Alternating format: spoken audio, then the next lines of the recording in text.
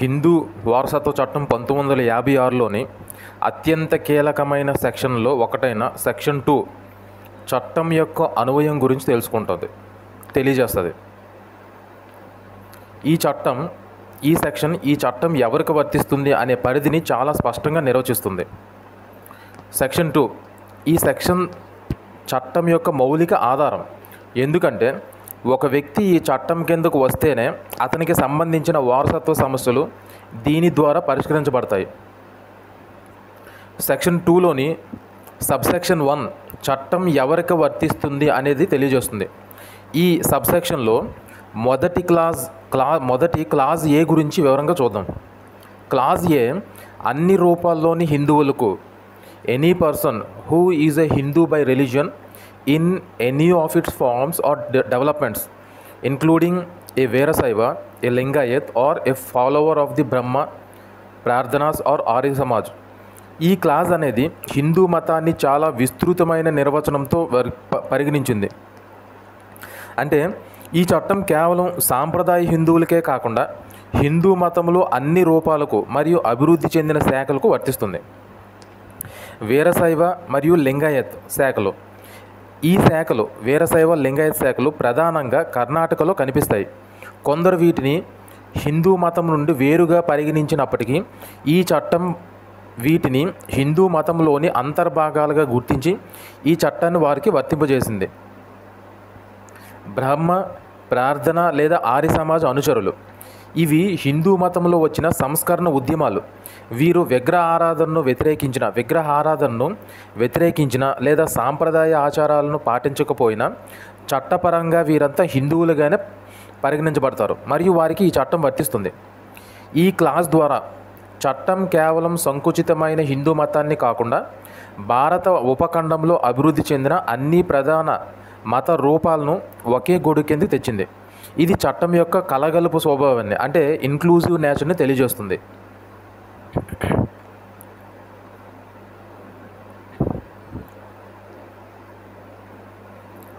ఇప్పుడు చట్టం కిందకు వచ్చే ఇతర మతాల గురించి చూద్దాం. సెక్షన్ 2లోని సబ్సెక్షన్ 1లో క్లాజ్ బి అనేది బౌద్ధులు, జైనులు, సిక్కుల కోసం తెలియజేస్తుంది. క్లాజ్ బి అనేది చట్టం యొక్క పరిధిని మరింత విస్తరిస్తుంది. Any person who is a Buddhist, Jain or Sikh by religion మతపరంగా బౌద్ధులు, జైనులు లేదా సిక్కులైన ఏ వ్యక్తికైనా ఈ చట్టం వర్తిస్తుంది.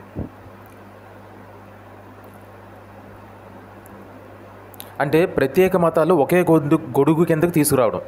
బౌద్ధం, జైనం మరియు సిక్కు మతం అనేవి నిజానికి ప్రత్యేకమైన మతాలు.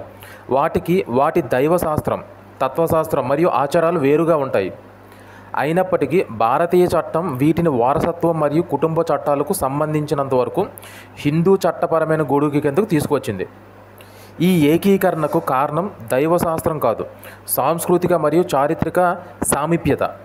శతాబ్దాలుగా ఈ మతాల వారు భారతదేశంలో సామరస్యంగా జీవించడం వలన వారి కుటుంబ మరియు వారసత్వ సాంప్రదాయాలు చాలా వరకు సాధారణ హిందూ చట్ట సాంప్రదాయాలతో కలిసిపోయాయి.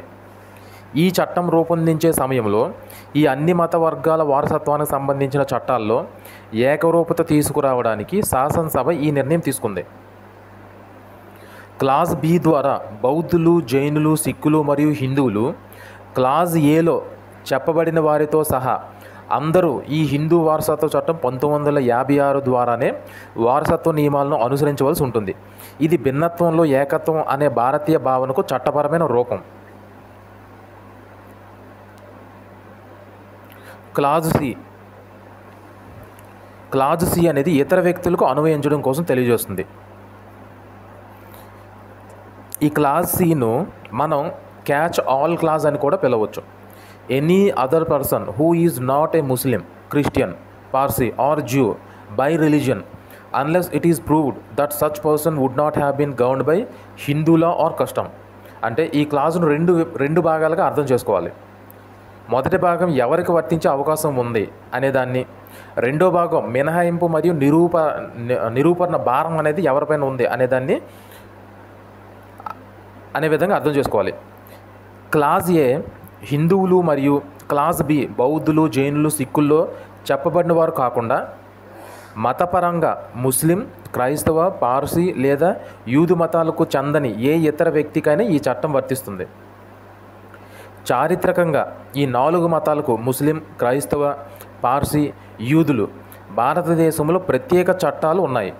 కాబట్టి ఆ మతాలకు చెందని వారందరూ సాధారణంగా హిందూ చట్ట పరిధిలోకి వస్తారు. మినహాయింపు మరియు నిరూపణ భారం అంటే మినహాయింపు అంటే అయితే ఈ వ్యక్తికి సాంప్రదాయకంగా లేదా చరిత్రలో హిందూ చట్టం కానీ హిందూ ఆచారం కానీ వర్తించేది కాదు అని నిరూపించగలిగితే అతనికి ఈ చట్టం వర్తించదు. ఇక్కడ ముఖ్యమైన విషయం ఏమిటంటే ఆ నిరూపణ భారం అనేది ఆ వ్యక్తిపైనే లేదా అతని వారసులపైనే ఉంటుంది. అంటే ఒక వ్యక్తి నేను ఈ చట్టం పరిధిలోకి రాను అని చెప్పాలంటే అతను తన పూర్వీకులు లేదా తన వర్గం హిందూ చట్టం కిందకు రాలేదని కోర్టులో సాక్ష్యాలతో నిరూపించాలి. ఈ క్లాజ్ యొక్క ఉద్దేశం చాలా స్పష్టంగా ఉంది. హిందూ మతం, బౌద్ధం, జైనం, సిక్కు మతాలతో పాటు భారతదేశంలో స్థిరపడిన ముస్లిం, క్రైస్తవ, పార్సీ లేదా యూదు మతాలు మినహా మిగిలిన వారందరినీ యూదు మతాలు మినహా మిగిలిన వారందరినీ వారి వారసత్వ సమస్యల పరిష్కారం కోసం హిందూ చట్టం పరిధిలోకి తీసుకురావడం. ఇది చట్టం యొక్క అత్యంత విస్తృత పరిధిని తెలియజేస్తుంది. సెక్షన్ 2 యొక్క వివరణాత్మక క్లాజ్ గురించి ఇప్పుడు తెలుసుకుందాం. ఈ భాగం ఎవరిని ఈ చట్టం పరిధిలోకి వచ్చే హిందువులుగా లేదా బౌద్ధులు, జైనులు, సిక్కులుగా పరిగణించాలో స్పష్టం చేస్తుంది. ఇది న్యాయపరమైన గుర్తింపు కోసం చాలా ముఖ్యం. Explanation cause. ఈ వివరణాత్మక భాగం 3 ముఖ్యమైన సందర్భాలను వివరిస్తుంది. ఏ, ఇద్దరు హిందూ తల్లిదండ్రులు బిడ్డ. నియమం ఏంటంటే ఇద్దరు తల్లిదండ్రులు, తల్లి మరియు తండ్రి హిందువులు, బౌద్ధులు, జైనులు, సిక్కులు అయితే వారి సంతానం ఈ చట్టం పరిధిలోకి వస్తుంది. ఇక్కడ చట్టబద్ధమైన బిడ్డన లేదా చట్టబద్ధం కాని బిడ్డన అనే తేడాను పరిగణించదు. అంటే వివాహం ద్వారా జన్మించిన లేదా వివాహం కాకుండా జన్మించిన ఆ బిడ్డ ఇద్దరు హిందూ తల్లిదండ్రుల సంతానం అయినందున చట్టం దృష్టిలో వారసత్వ హక్కుల విషయంలో వీరు ఒకే విధంగా పరిగణించబడతారు. ఇక బి, ఒక హిందూ తల్లిదండ్రి బిడ్డ హిందూ సాంప్రదాయంలో పెరిగితే ఈ సందర్భంలో తల్లిదండ్రులలో ఒక్కరు మాత్రమే, తల్లి లేదా తండ్రి హిందువు, బౌద్ధుడు, జైనుడు, సిక్కు మతానికి చెందినవారై ఉండాలి. ఇక్కడ ముఖ్యమైన షరతు ఏంటంటే ఆ బిడ్డను హిందూ సాంప్రదాయం ప్రకారం లేదా ఆ మత ఆచారాల ప్రకారం పెంచాలి.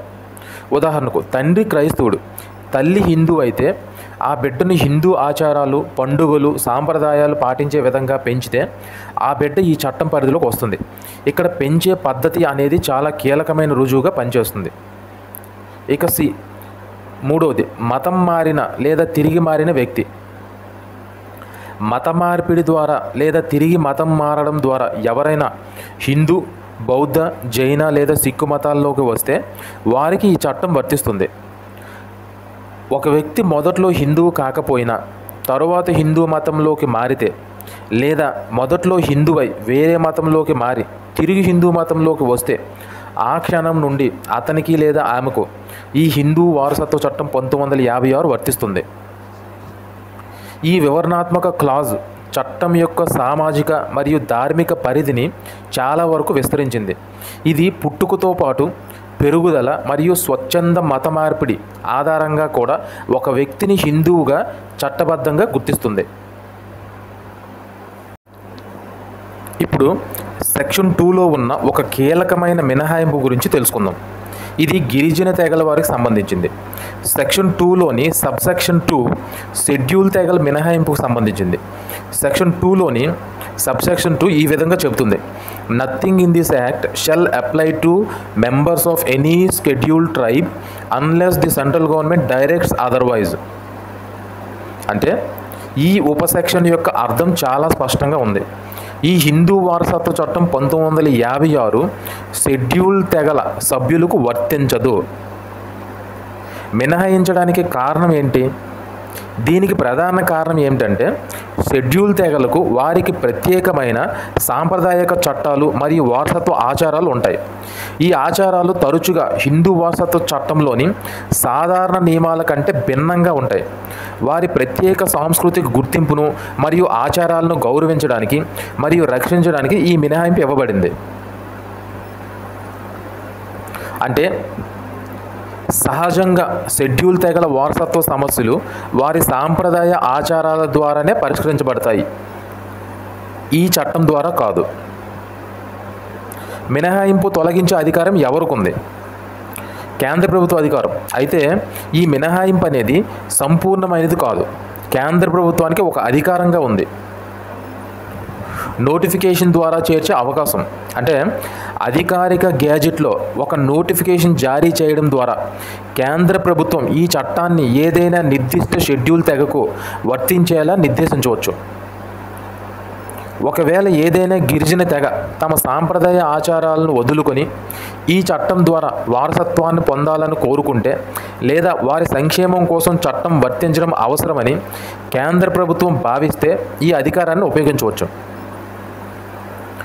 సెక్షన్ 2లోని సబ్సెక్షన్ 2 ప్రకారం షెడ్యూల్ తెగల వారి సాంప్రదాయ ఆచారాలను కాపాడుకోవడానికి ఈ చట్టం నుండి మినహాయించబడ్డారు. అయితే కేంద్ర ప్రభుత్వం తగిన చర్య ద్వారా వారిని ఈ చట్ట పరిధిలోకి తీసుకురావడానికి అధికారం కలిగి ఉంది.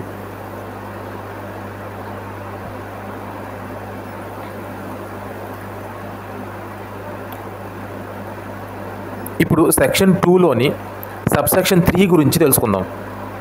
సెక్షన్ 2లోని సబ్సెక్షన్ 3 అనేది హిందూ అనే పదానికి సమగ్ర నిర్వచనాన్ని తెలియజేస్తుంది.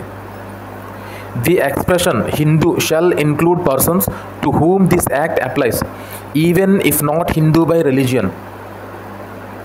అంటే ఈ సబ్సెక్షన్ 3 అనేది ఈ సబ్సెక్షన్ 3 యొక్క ముఖ్య ఉద్దేశం ఏమిటంటే ఈ చట్టం ఎవరికైతే వర్తిస్తుందో, అంటే సెక్షన్ 2 సబ్ క్లాస్ 1లో చెప్పబడిన వారందరినీ చట్టం యొక్క ఉద్దేశాల కోసం హిందువులు అనే పదంలో కలపడం. మతంతో సంబంధం లేదు. అంటే ఇక్కడ ముఖ్యమైన పాయింట్ ఏమిటంటే ఆ వ్యక్తి మతపరంగా హిందువు కాకపోయినా కూడా ఈ చట్టం వారికి వర్తిస్తే వారసత్వ నియమాల కోసం వారిని హిందువుగానే పరిగణించాలనేది చట్టం యొక్క ఆదేశం. దీనిని న్యాయ పరిభాషలో లీగల్ ఫిక్షన్ అంటారు. అంటే వాస్తవానికి ఒక వ్యక్తి మతపరంగా బౌద్ధుడు, జైనుడు లేదా సిక్కు అయినప్పటికీ ఈ చట్టం యొక్క నిబంధనలను సులభంగా అమలు చేయడానికి మరియు ఏకరూపత తీసుకురావడానికి వారిని కూడా హిందూ అనే పదంలో చేర్చినట్లుగా భావించడం. ఒక సిక్కు మతానికి చెందిన వ్యక్తి మరణిస్తే అతని ఆస్తి వారసత్వాన్ని పరిష్కరించేటప్పుడు ఈ చట్టం హిందువుల వారసత్వ నియమాలనే వర్తింపజేస్తుంది. ఈ సబ్సెక్షన్ 3 కారణంగానే ఆ సిక్కు వ్యక్తి చట్టం యొక్క వివరణలో హిందూగా పరిగణించడం సాధ్యమవుతుంది. సెక్షన్ 2లోని సబ్సెక్షన్ 3 ఒక సాంకేతికపరమైన మరియు చట్టపరమైన సౌలభ్యాన్ని కల్పిస్తుంది. ఇది విస్తృత సాంస్కృతిక వారసత్వ సమూహాన్ని వారసత్వ నియమాలకు సంబంధించినంత వరకు ఒకే వర్గంగా పరిగణించేందుకు వీలు కల్పిస్తుంది.